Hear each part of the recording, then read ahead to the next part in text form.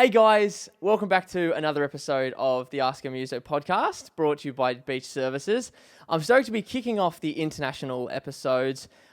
With this week, I got Seth on the other end of the line, someone I discovered through the Instagram world of suggested reels, which often lead you astray, but sometimes can get you a good egg. And essentially, I've just sort of stayed with him following his journey as an educator and someone who does songwriting and production in the Seattle area. And I'll pass over to you, give everyone a bit of an introduction about yourself and kick us off. Awesome. Well, yeah, my name is Seth. I produce music under the name Velvet Year. I have a YouTube channel and a TikTok and everything that everybody needs nowadays to make content. But essentially, I work as a freelance music producer, and part of my content strategy is making educational content, showing people how to produce their own like indie pop music at home. I suppose that's cool. I'll start with that. First off, the sort of the banner you have on like some of your social and stuff like that is from voice memo to radio. Now, is that more of a detail of your journey, a catchphrase, or sort of something you have as like a proof of goal? So someone who wants to reach out to you and stuff, you're like, this is what my aim is. I'm serious because, I'll take you from a voice memo to radio. Is that sort of how it means for you? Exactly. It was actually a friend of mine came up with it because he was trying to describe what I did to people, because it's kind of difficult, and this is kind of like a musician thing in general, but when you have people who are not in the music world, it can be kind of hard to describe what you do exactly in like a very succinct way. And so that was sort of his way of saying like, okay, you help songwriters take their song ideas and turn them into finished tracks that are ready for Spotify. And that like voice memo to radio is like the bare bones, like, okay, how low can we get this word count buzzword way of saying it, which I actually enjoyed using that one a lot, just because like when I'm talking with my aunt at a family dinner, I can just say that and she like kind of gets it. You get that approachability for the layman as well as someone who, hears probably a lot of people on the gram and stuff say, oh, I produce music. It's like, oh, okay, I'm sure. What else do you do? Right. Yeah, no, the problem though is like I would really like to change it to something like a voice memo to Spotify, but I can't find anything that like rhymes in the same level of catchiness as voice memo to radio. Yes, it's got to have that good cadence that is memorable, because it was memorable enough for me to bring it up. So you got, until you can replace it with something better, you got to just keep on keeping on. Basically, yeah. The other tagline, so to speak, what is Velvet Year? Where does that come from? Where does that sort of stem from? So literally, this is like one of those things where it's proof of concept that you do not need to overthink anything too much, because when I was starting out my production business, I was like, do I want to use my name or do I want to use like a brand style name? And I was like, okay, I'll use a brand style name. And it was I'm not even joking. It was literally as simple as, I like the way the word velvet sounds and the way it feels when I type it out. So let me just workshop a bunch of 2-word things that are velvet blank. And I did that for a week, and then eventually it turned to Velvet Year. And I'm like, okay, yeah, the music I do is kind of like nostalgia based, and I already kind of had like a branding color with like that sort of like orangish yellow, and so I just like stuck with that. And it's one of those things where like in hindsight, I'm not even sure if I would do it again that way. I might just use my name, but it was like, all right, well, I don't see it hurting me to just be like, okay, take it, commit to the idea, just move forward, and don't worry about it. It's like, I suppose it tells a story of where you were at that time when you actually came up with it itself. So I suppose that's a story in itself, because as you've now explained, it's not this big convoluted story about colors and patterns and velvets, and it is the most shallow story of how to come up with a name for anything. And but at the same time, I feel like whenever I tell that story, there's like at least one artist who's like, okay, I don't need to like come up with something that's like fully like encompassing of everything I am as a person. It's like, no, you can just name it whatever you want and then move on. Yeah, if you just want it, like I think about when I've done stuff like this before and people have talked about names, and perhaps it's not the extreme story that people maybe thought it was. And I think about, well, there's a guy who wrote really famous books, political books and stuff like that, and his pen name was just George Orwell, if it sticks and your quality product sort of resonates with other people, it'll be memorable. Yeah, and I feel like those examples of like George Orwell, or I forget exactly what it is, but there's like some director where it was like his name was it was like too convoluted for people to spell, so he shortened it to something else just so it was easier for people to understand it. Or filmmakers like John Carpenter, who did like all the Halloween movies. In every single movie he does, if he's actually a part of it, it says the title is always like John Carpenter's Halloween or John Carpenter's The Fog, and he uses the same font for his name in every single movie he's ever done. And so it's more so the consistency more so than anything like one specific element of it. Absolutely. If you're just doing it consistently and not instinctively doing what every artist does and rebranding yourself every 2 months when you get bored, then you'll be fine. And I think that's a big thing. Like watching one of your videos the other day, I can't remember if it was on the Talk or if it was on YouTube or anything like that. It was the idea of there's multiple steps on how to be able to do what you do or other people to do the same sort of thing themselves and be a force to be reckoned with and actually take it on as a job or something that they can do with their main hustle. And it's about having quality, because if you've got nothing that's good, then it doesn't matter how much you put effort into it. If it's a stinky poo, then there's nothing you can do about it. But, having consistency, and not just consistency in, oh yeah, I put out one video a week and I'm really rigorous on that. It's like, yeah, but is the video good? Is it consistent? Do you have themes in it that actually are very similar? And is the product, and in this case, your name, similar? Or are you just mixing it up every time? Those sorts of things. Consistency, I suppose, goes hand in hand with authenticity, and then people can identify with that and actually engage more regularly. Absolutely. And it kind of goes to this like concept of like, because now we're getting into a whole bigger conversation that I love, which is the idea of like commerce and art and their interplay with each other, because the purely artistic thing to do is to just do whatever you feel like and do anything you want whenever you feel like it, and that's an expression of you. But the problem with that is like if a band has like a branding thing and then they change it a month later and then they change it another month later, they're not Apple. It's not like everybody is aware when you like change your branding. And so it just causes confusion for everybody who's like trying to see them at a live show, or is like trying to follow them. Like there are some artists where it's like I literally can't follow them even though I'm like trying to look for them, but because they change their name or their branding so often that like, is this them? I don't know. And so now you're running into the difficulties with the commerce side of that, where it's like you can't sell tickets if half of your audience doesn't know that it's you. So it becomes this thing where it's like, okay, well, you can't just make everything solely based off of what's good for commerce, because then you make boring art. Yeah, you have to enjoy it. It has to encompass what you are.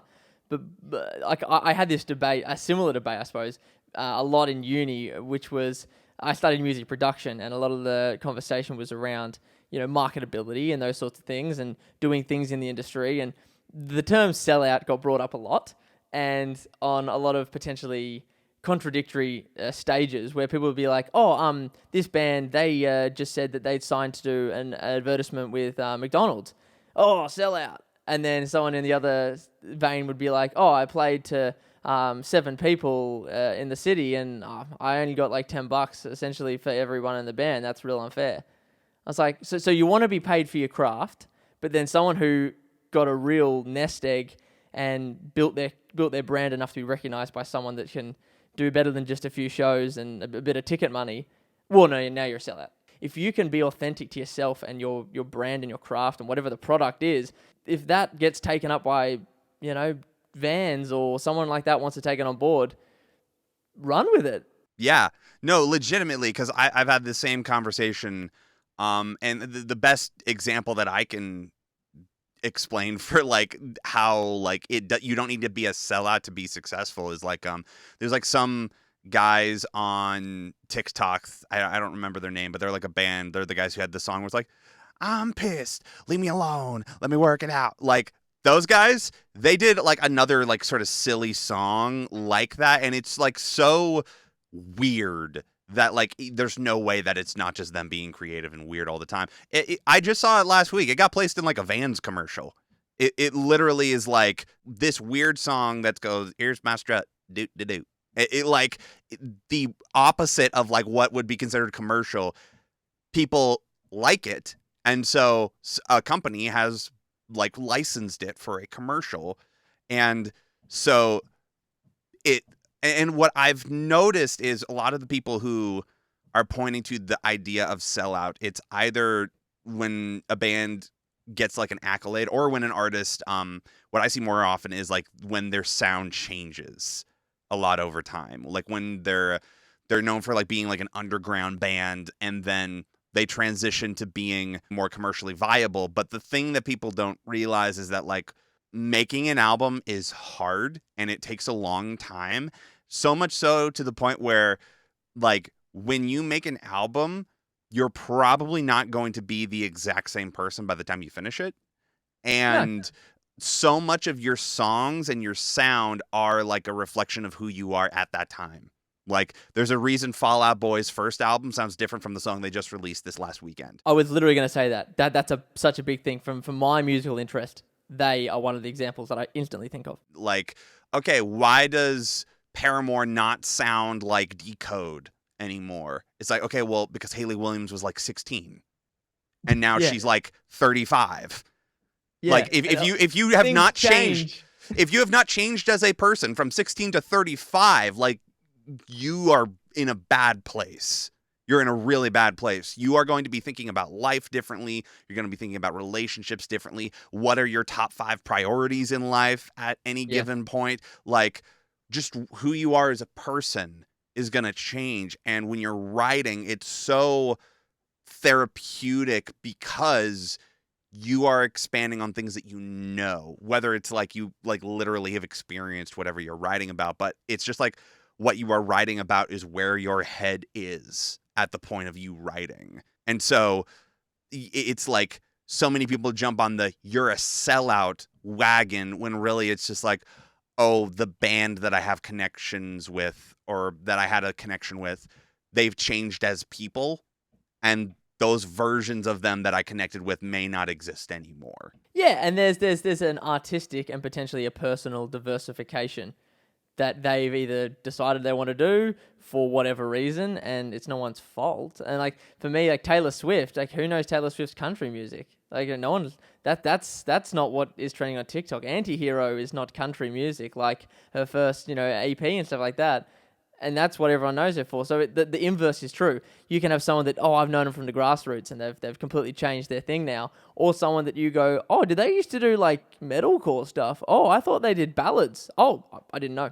Exactly. And, there's so many artists you can do that with. And it's funny when you get like bands that have been around for like 10 years or something like that. Like it's fun to like go through their catalog and be like, okay, how much have you guys changed as people over the course of 10 years or whatever? Because the opposite, I would rather have it be something like that because I like a bunch of different kinds of music because I'm from the Seattle area. And something that a little bit of backstory, so something that Seattle is known for is like the punk scene and the grunge scene, so like Nirvana, Alice in Chains, that sort of came out of like this sort of early punk movement that was in the 80s.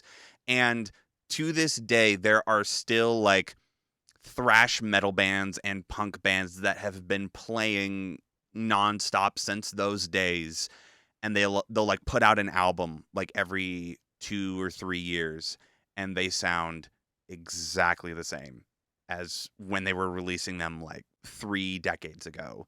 Yeah. And that's like the thing that people don't talk about is like, oh, they're a sellout. They changed their sound. It's like, well, I'd rather them sell out and change their sound than make the same album 5 times. Yeah, what's engaging about that? Like, is there going to be a new audience that are going to come and listen to that?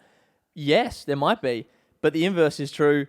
The same people going, I waited 12 months for Nevermind, but just with different vocals. Oh my gosh. Cool. Do you know how many people would like throw a tantrum if that's what happened? for their next album, they're just like, hey, let's just do exactly what we did for Nevermind, but change the vocals a little bit. Yeah, we're going to triple take it instead of just doubles. Yeah, no. Well, I suppose, what are your musical inspirations? You touched on it there. You do a lot of pop stuff with the 1975. That's the band Camino. I've seen a lot of stuff with.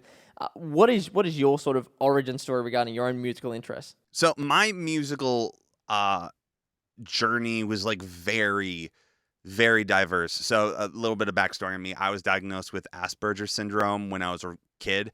And one of the things with Asperger's is you really struggle to do things like not learn things like nonverbal communication, like inflections of the voice, and like expressing emotions and things like that. It was like really hard. It's like really hard. And so and at the time I didn't know I was also dyslexic.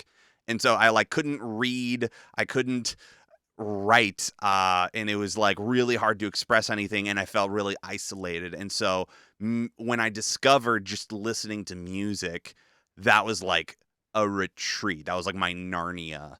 I would like literally like go to music. Like I have memories of my parents like yelling at me to like take my headphones off because I would have them on all the time. And I think literally like it was the first 3 albums I ever had. It was like some Christian pop rock band.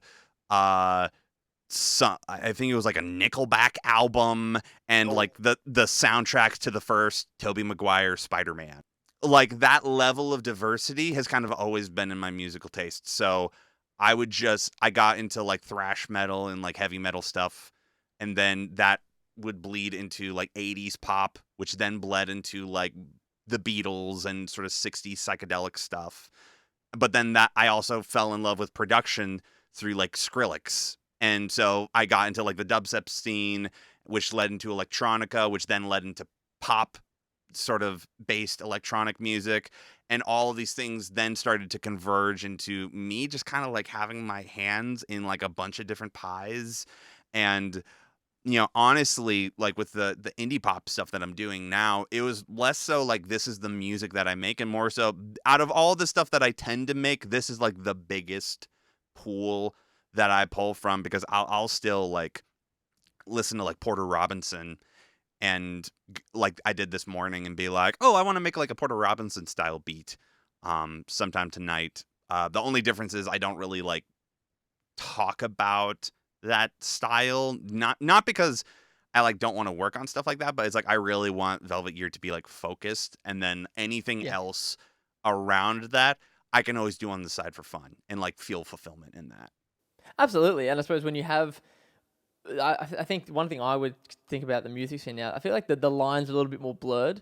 Like there's an Aussie band that used to be pretty standard pop punk, pretty typical pop punk right down the line, called Stand Atlantic. And I love Stand Atlantic. Yeah, exactly. And there's a large sway in sort of maybe the more electronic sampled drums and stuff like that. Like my girlfriend and I saw them recently, and the live show is fantastic. And there's like sort of like that hybrid of electronic stuff, and the hybrid drumming, and having a pad next to you, and those sorts of things. And as a drummer myself, I've really enjoyed doing hybrid drumming. I do a lot of that myself, and tracks as well as acoustic drums. And I feel like the line's a little bit more blurred nowadays. So whatever you want to do, whatever it's called, that's whatever.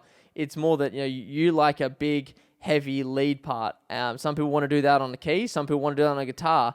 You sort of just adapt those sorts of things into a sound. Whatever the title is sort of the least important part. Exactly. And like the way that I've always like I have that general branding stuff just so that it's easier for people to understand what I do. But it's like, I remember when I started, like the big thing was Olivia Rodrigo's album came out, and it was like this weird like pop version of grunge almost. It was like very like fuzzy, like overly distorted guitar, like the vocal chains, all of them just had like this distorted like tube saturation on them. But it was a pop record, and I had a lot of people come in to my studio, and I like was able to do a lot of tracks for them because I had a bunch of experience making grunge music as a kid, and like all the thrash metal stuff that was now the new cool thing. And so I feel like 2 habits that are just really helpful if you're like in a situation where you are making music as a job. Two things that I really recommend is listen to music every single day. Just constantly be immersed in it so that you can like pull from your enjoyment of it as a listener, and that can be your fuel when you're like making stuff. Because like 10 years later, it's still like the thing that like gets me to like, I'm probably gonna have fun. I've already been producing and mixing all day. I'm probably gonna pour myself a little bit of whiskey and like have fun making beats after that tonight because it's fun for me. But the other thing is diverse listening. So discovery of like, and I would recommend people just go on Instagram and put up like a poll and just be like, yo, I need new things to listen to. Give me an album that you think I should listen to. And people love sharing music that they like. So Yes. you'll get like 50, like I did it once. I got like 50 suggestions of like music that I would never listen to, like Robert Plant's new acoustic folk album. And like, Wow. yeah, I'm like, Today years old when I figured that out that existed. yeah, no, and it was just like but it's like, it's cool because you get to throw yourself into an environment where you can just take up all this inspiration, sort of reinvigorate the feeling of something new or finding something, which when you're in like a writing environment, being able to like pull from that pile real quick is like really helpful, because you can be like, oh man, I was listening to like, I think for the first time I listened to like the Raconteurs, which was like Jack White's band after he did White Stripes. I listened to their Toy Soldiers album, and it was really interesting to hear like this like evil sounding like fuzz. That's a good description because I was a band I was in at the time.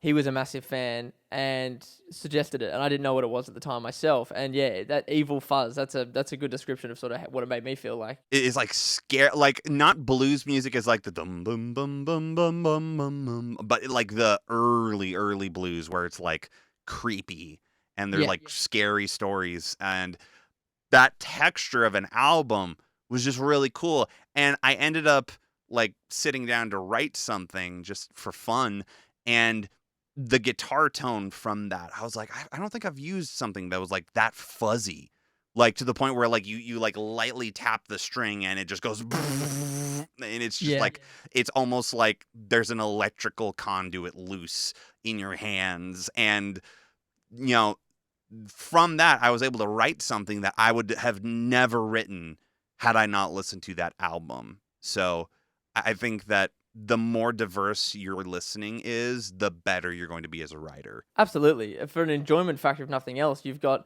you've got things that you can inspire, but living the reference track, so to speak, being absorbed and immersed in a consistent soundtrack of reference tracks that you can just take bits or ignore bits from, or it's just as much what not to do as what to do in your own sort of strategic. Because when you people like I did music production at uni, stuff like that, but I can't unhear things now. A certain way of listening to things. There's obviously critical listening, which is a different kettle of fish, but I hear things a certain way that I can't unhear anymore. And sometimes that's really enjoyable. Sometimes it's infuriating because it'd be nice to just, ignorance is bliss, as they say, and just sort of listen to something as it goes from 0 seconds to 3 minutes until it's done. But it has a skill, so you'd be silly not to use it. If you're listening to things and taking bits and bobs from different parts, you'd be silly not to. Yeah, no, and for anybody who like is more interested on that style of writing, there's a really good book called "Steal Like an Artist" by Austin Kleon.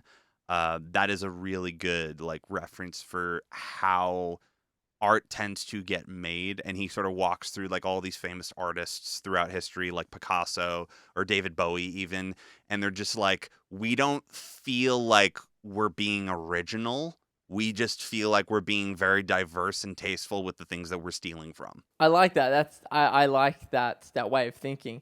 Yeah, it's so much less cut and dry than if you want to hang out or you want to listen to something that I've put together, you want to take it. It's not cut and dry like that anymore, and that's why I love collaboration for that exact reason. I like to I understand fair days pay for a fair day's work, but I like the idea of collaborating with someone and going, hey, what can we both bring to the table maybe, and see what happens. It's never a don't take my stuff please. It's always a what can we both give to whatever this project may be. Exactly. And like and that's another thing. It's like when you're looking at like pop records and you see like a list of like 10 writers on a song, people tend to be like, oh my gosh, why do they need that many 10 writers to write a song? It's like, okay, well, there's a guy named Gerard, and Gerard is really good at coming up with lyrics for a pre-chorus.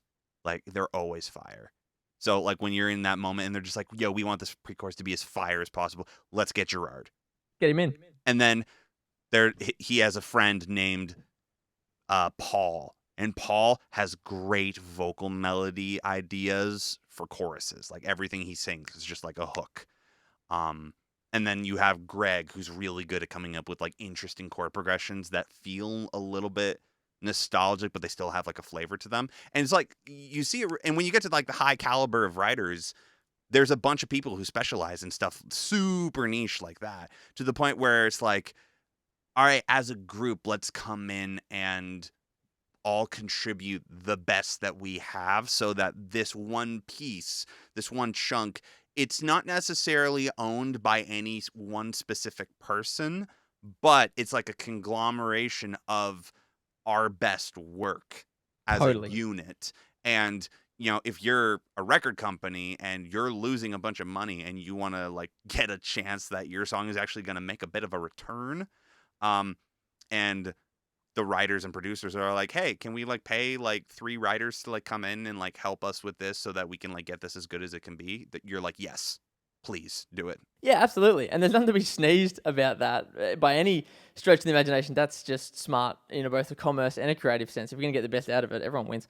In a swing to your own stuff, give me a bit of a plug on what you're up to and what you've had released recently, and sort of a bit of a plug of the socials. Right now I'm in the middle of a really fun project where I'm writing and producing original tracks, but to make it more collaborative and sort of get like the song in like the best version it can be, I'm hiring vocalists to come in and track the vocal side, and like we're collaborating on that end. And so it's gonna, ideally it'll be like some kind of like Calvin Harris thing, but for like indie pop stuff, where I can like take all these songs that I've written and just release them, but I also get like the spark of like working with somebody new, and the vocal performances are not reliant solely on me.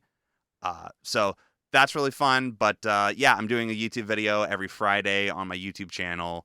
And then I'm also posting 3 times a week on like TikTok and Reels on Instagram. So yeah, that's what I have going on. So I've been watching. I suppose part of the reason why I wanted to get you on here was I know how much you enjoy collaboration and sending stuff out saying, hey, I'm going to be doing 3/4 of a song. I don't really want to put my pipes on it, which I know I've felt that way in the past. Who wants to do it? Like, let's do it. It'll be professional quality. It'll be all above board.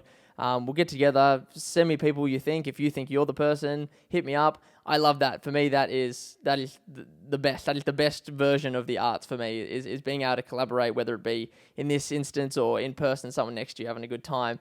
And it's been awesome to see what you've been doing regarding that. And that's, I suppose, what keeps me hooked. Not just the Instagram algorithm showing me your stuff, but that's what sort of keeps me hooked on what you're doing, because much like I touched on with I'm not trying to steal your stuff, educating is something that in the arts people are often a bit cagey on, because there's either the adage of those who don't know or don't do teach.